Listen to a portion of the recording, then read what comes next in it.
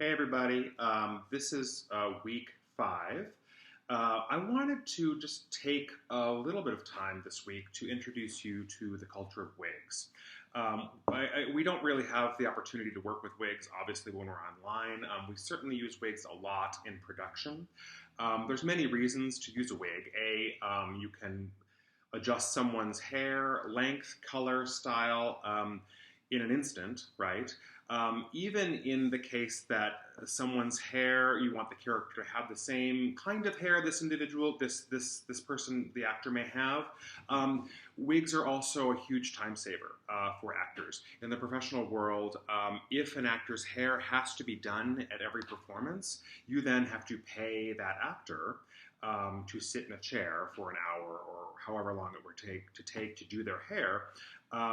When in the world of wigs, if you have a wig that is a close match to an actor's hair, the wig stylist can work on it during the day, and it can be sitting on a shelf waiting for an actor or an actress once they get to the theater. So it's a time saver. It also really helps with continuity, right? In that you're pretty much assured that the hairstyle will be the same for every performance.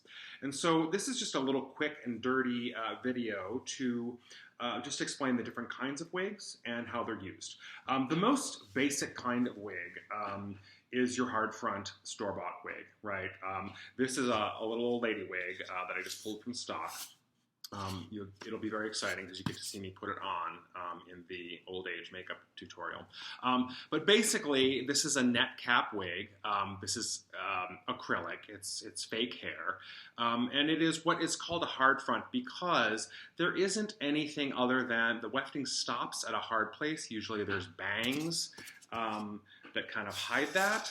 But this is probably your most inexpensive, most common wig. Certainly, this is not the cheapest wig ever. You've all seen some pretty bad Halloween store wigs for sure, and all of those are generally hard front. There's nothing wrong with this wig. It works just fine, particularly if you're going to style over with bangs or have some way to cover that hard front. It's a very affordable and you know, with the right styling, can be a very a perfectly acceptable option. So most wigs that you're going to find in stock here and at a store are going to be a hard front wig. This is going to cost you anywhere from $20 to $50 probably, depending on the style of the wig and the length. Most, if not all, professional Broadway and opera companies are going to be working with a lace front wig. Lace front wigs have become much more popular and mainstream just because they're more convincing. And when I say lace front, they obviously use these in film too. The hair has been individually with a tiny crochet hook added into this lace netting, right? Certainly, if I take this off, you can see the front of this wig, it just blends, right? You can stick my hand behind there and you'll see how beautifully that's going to blend into the scalp. Now this wig is a handmade wig. This was made for an opera company. They took a cast of the actor's head using saran wrap and packing tape, and then they made this wig out of the netting. You can see how all the netting is sewn together, and there's darts on the inside, and then all of this wefting was hand sewn in. Right. This is a human hair wig, so the white wig was acrylic, fake, but this is all human hair that has been individually tied into this particular wig. This is a very expensive wig. It's a custom wig. This is a wig that would take many, many, many, many hours to make, but I guarantee you probably wouldn't be able to tell it was a wig when the individual was wearing it. So this is probably the top of the line kind of wig, you know, versus this is the Cadillac of wigs versus, you know, the Kia Soul of wigs.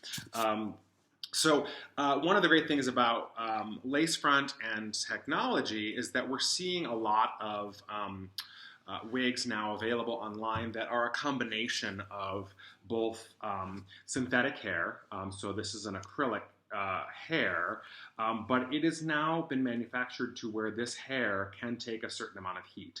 If you tried in these older wigs to curl it or add heat or a blow dryer, you're gonna melt it, and it's not gonna be cute, and the wig will be permanently damaged. The newer wigs, this wig I purchased on Amazon. I believe I purchased this for our production of the Great American Trailer Park musical. This was for the character of Pippi, the pole dancing stripper that comes to town and wreaks all kinds of havoc on the trailer park. But it's a nice wig because it has a lot of variation in color. You can see there's a lot of highlights. None of these have been combed. They're all just washed. They've been washed and put away in stock. So, but you can see there's a lot of variation in the blonde here. It's really pretty versus, the one color that you get in these, hard front wigs. The other thing that's great about these is that there's a lot of manufacturing of a hard lace front, I guess. And this is just like the other one. It has a net cap, and so it's made much like the first acrylic wig, but they've added a lace front, and this is all done by machine. This is not done by hand, but you can get these lace fronts in a variety of colors to match different skin tones, and they've become pretty popular in mainstream. So, I mean, this on Amazon was probably about $60, and it holds up really, really well. When you're storing wigs, there are different options, right? So these two here, the two lace fronts, I have on a wig block. And a wig block is much like a dress form, right? In that they come in different sizes. This is a 22-inch, right? I think that's what's written on the front. And they come, 22, 24, 25, 26, depending on the size of the head. And in particular, when they're measuring an actor for a wig, they're going to measure around their existing hair that has been pin curled. So if someone has long hair, it all needs to be put up in the wig. They're going to do all of that, make the casting, and then find a block that is appropriate so that this wig fits absolutely perfectly on that individual's head. So wig blocks, they're made of canvas. They're pretty heavy duty. They usually have a hole in the bottom that you can put on a wig stand for styling, and they're filled with sawdust, so they can be pinned into, but they come in a variety of sizes. This is the ultimate way to store wigs once they've been styled, because it retains the shape of the head. These styrofoam heads, which you're probably pretty familiar with, you can get these at Sally Beauty Supply. Joanne Fabrics, I think, carries them now. This is really just a storage head. This isn't a way, yes, people use these to style on, and it's fine. The problem with these is they're very small. They're more like a child-size head. When you take a tape measure, it really only measures to about 20 inches, I think. Put it right around the head there. Yeah, it's about 20 3/4. Oops. Wasn't totally straight on there. Yeah, it's actually about 20 and 1/4. So it's a pretty small head. And so these are fine when you're in production and you have a bunch of wigs and you need, obviously somewhere to store the wigs so they're not just laying on a counter somewhere. It's fine.